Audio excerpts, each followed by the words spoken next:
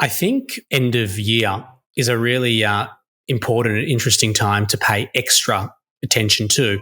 And what I mean by that is, like, if you look around, right, as the year comes to an end, people are typically more playful, more happy, less stressed, more willing to give you time. Just, I guess there's more smiles. You can just feel it from an energetic point of view, just walking around. People typically in better moods. And so I then always ask the question, and I do this every year. It's like, why? Like, why is that? Yeah, of course there's Christmas. Of course, yes. But why? Outside of Christmas, outside of New Year, why? Well, a lot of people, they're not at work, and then you can ask why, and you can keep digging layer after layer.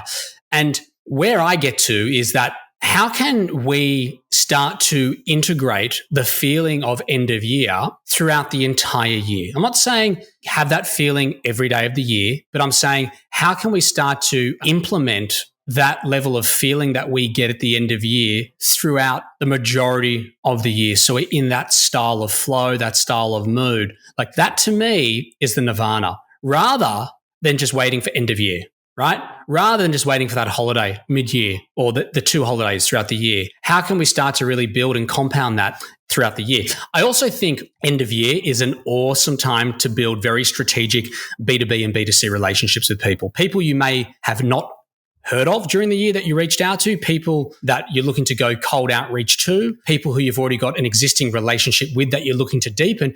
Because people are in better moods and people are more joyful, I think people are more willing to give, they're more kind. And so it's an exciting and opportunistic time to, I think, build B2B and B2C relationships at the end of the year. Also, beginning of the year. I think it's a very strategic and smart time to really build those B2B and B2C relationships and leverage upon people's moods. Because after Australia Day, people are back in the grind and they've got the shits again, especially the people who don't like what they do. Also, I think 2022 or every year, it's a great time to actually do an audit.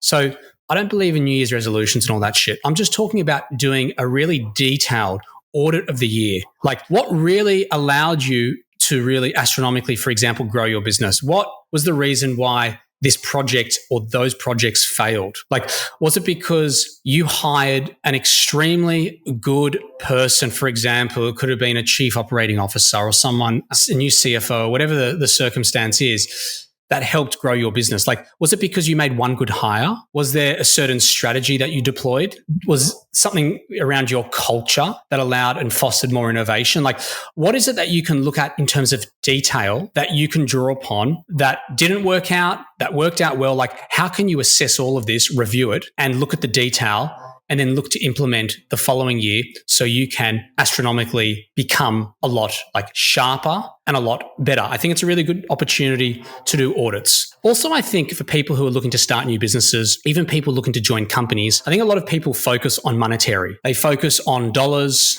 and they focus on outcome, right? And I think it's where a lot of people go horribly wrong. It's why people end up starting bad businesses, getting out of business very quickly, joining the wrong companies and blaming the world and complaining, etc. And why that is, I think, is because people forget to focus on what I call P and P, process and problem. So people are very outcome focused versus process focused, and people are thinking dollars versus thinking problems. So if you're looking to join a company, you might want to think about joining a company that actually solves a specific problem that you genuinely care about. Or if you're looking to start a company, you want to look at really solving a problem that you really are passionate and that you care about. The more you focus on solving a specific problem that you're passionate and that you care about, the further, in my opinion, you are going to go.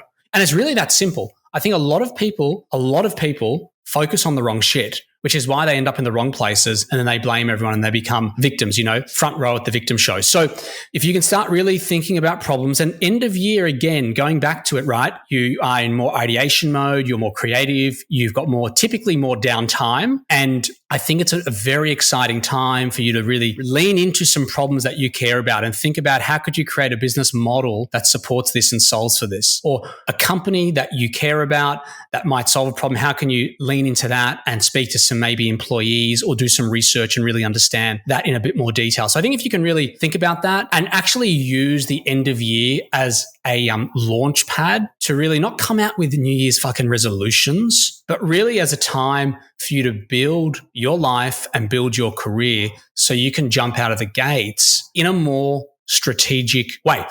Hope you enjoyed that. I'll catch you on the next episode.